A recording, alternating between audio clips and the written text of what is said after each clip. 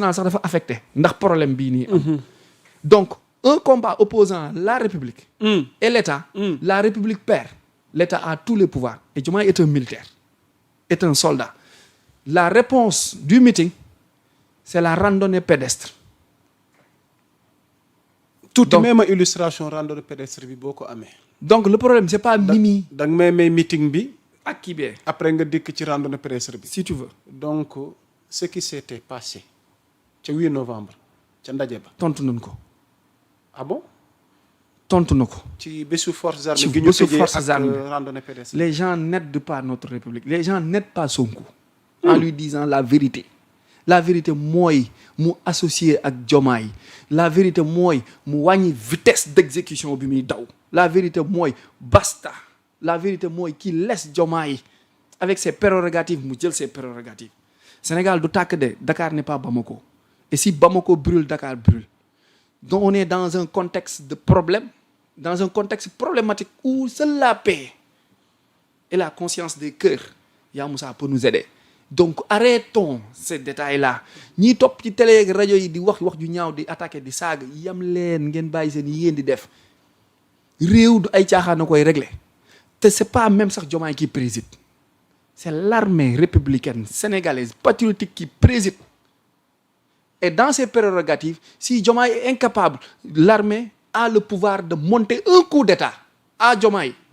yàlla buñ ci yàgg mais coup d'état dafa am bal am na coup d'état administratif ci biir coup d'état mën nga ñëw yëkkati le président tranquillement defal ko cortège yàpp ko yóbbu ko këram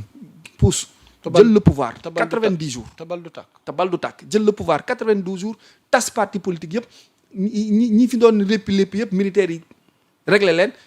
après organiser des élections libres rendre que le civil moom yàlla buñ fa àgg on est dans une troisième guerre mondiale on est dans une guerre mondiale on vit une guerre mondiale depuis 2016 cette guerre est une guerre informationnelle c'est une guerre où l'armée où les militaires seuls sont aptes de gérer ça parce que ñoo yor le renseignement c'est pas le civil ce qui se passe à l'AES oui c'est pas les civils yaa Moussa c'est pas les civils qui peuvent régler le problème que nous sommes en train de vivre en Afrique de l'Ouest entre AES CEDEAO Union européenne su ko Afrique bëggee daaneel il faut que le tiers des pays africains soit dirigé par des militaires the military is the only way le seul chemin qui peut sauver l'Afrique est le chemin militaire Diomaye est conscient de cela donc le renseignement bu jugee ministère de l'intérieur motard yëpp daf ko ci enveloppe def vum jubali palais kenn du ko téye bu duggee palais secrétariat wu présidence direct la jëm secrétariat wu présidence bay kay xool remettre ko président de la République donc le ministre de l'intérieur il est censé informer mook le secrétaire de la présidence moo taxoon problème mu 4444 ba Youssou Ndour wayoon Idrissa Seck bëggoon organiser défilé ba Thiès am na lu ñu fa wundoon ak lu ñu fa junjooñ ak lu ñu jàppoon ni war naa mën a xew ba ñu Abdoulaye Wade bul teg sa tànk Thiès boo ko defee dootoo ko defati coup d'état booboo fal Macky Sall parce que Macky boobu mi ngi nekkoon hydraulique moo intercepté appel bi dégg li Idrissa Seck di manigancé mu transmettre l'information à Wade Wade def ko premier ministre directement xam nga ministre de l'intérieur Wade def ko ministre de l'intérieur parce que ministre de l'intérieur en quelque sorte c'est un soldat aussi il reçoit les informations 5-5 donc combat bii ñu nekk bu ñu demee au front yaa Moussa maa la ko wax fii je prends toutes mes responsabilités les insulteurs insultés Sonko va perdre bu ñu continuer donc le problème c'est pas Mimi c'est pas Aïda Mimi et Aïda maquillage rek document ba sax Diomaye bindu ko ban document loolu ñi jàllale fii naan Diomaye moo ko signé document bi ci boppam Diomaye bindu ko déet nu mu demee noonu Diomaye bindu ko de ñun xëy nañ gis document ci coalition Diomaye gis signature am mën nga ko plagiat mën nga copier texte bu bëri faute boobu noonu Diomaye bindu ko mais dogal bi am na dogal bee am te dogal bi neewu ko jële fi Aïda Mbodj dafa jël Mimi Touré ni ko kaay ma def la superviseur général nga xool naka la ñuy réorganiser la coalition Diomaye président nu waxtaane ko kaay nekk superviseur généralu réorganisation wu Diomaye président mais neew ko kaay jël place u Aïda Mbodj direct la phrase n'a jamais été affirmative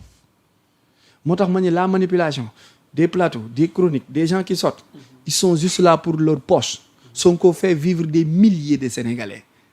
des milliers de pères de famille de responsables de société wala des personnes Sonko li ma wax moo leen jëlee ci ay 100 000 ki 50 000 yóbbu leen ci ay 400 ki 500 ki 1 million donc il existe pour Sonko moo tax ñu koy acca yow ba fàtte ko ni ko république du xeex ak état te ñu ànd moo ko jik pour plusieurs raisons parce que ñoo ànd ñëw bu nooy àndaat dellu de kon na rafet message la bu ma doon lancé xabaruma saaguma xastewuma manquéwu ma respect kenn ku ne ak esprit éveillé bi nga koy dégg ak ni nga ko mën a dégg d'accord nañ Arona ci sa njàngat amatina solo balaa ñuy dox di wéy mais quelque part aussi Arona autant ce message adressé nga ko à Ousmane Sonko xam nga dafa am forme ak fond am na luy xew ci suuf loo xamante ni am mën nañu ump mais ci forme bi tamit Arona est-ce que ñun en tant que citoyen Diomaye tey yàlla dogal muy suñu chef d'état te yilif nu duñu ko bàyyiloo xel i tamit autant lii nga yóbbante Ousmane Sonko nu mën ko fàttali te muy suñu kilifa te ñuy njabootam ñu sañ ko ñaan ne ko bu dee li nit ñi xalaat wala li ñenn ñi xalaat wala lii ruumandaat ne moom la nar ci jël beneen yoon wu waroog yoon wi nga xamante ni moom la amoon ak Ousmane Sonko est-ce que tamit duñu ko yóbbante mu fàttaliku démb parce que démb de ñoom ñaar benn lañ woon Arona benn lan ba tey déet duma d'accord ne benn lañ ba tey bu nu continuer woon doon benn ba tey situation wi askan wi du dund nii duna ko dund parce que war nga ñëw ci sa analyse ci médiation yi ak dox tànk jàmm yi nga xamante ne am na kilifa yoo xam ne ñu ngi koy dox pour ñoom ñaar li woon maanaam benn pièce boobu nga xam ne pile ak face la continuer di wéy